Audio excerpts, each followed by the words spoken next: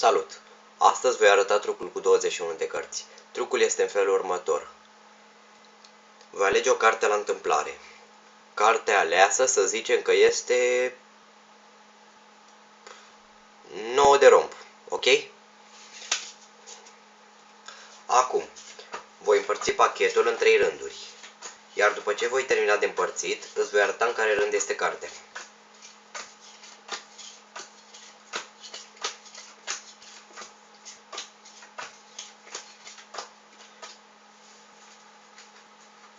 Cartea este în rândul acesta. Uite-o. Ok?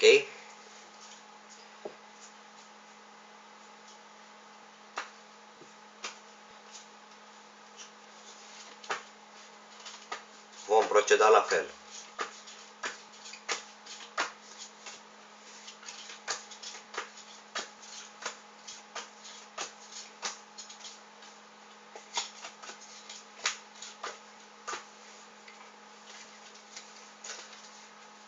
Cartea este aici, ok? Și rândul în care este cartea îl vei băga la mijlocul celorlalte. Ok? Iar ultima dată vom proceda la fel.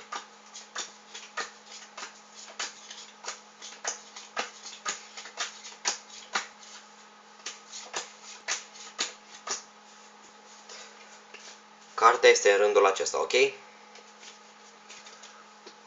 Îl vom băga la mijloc.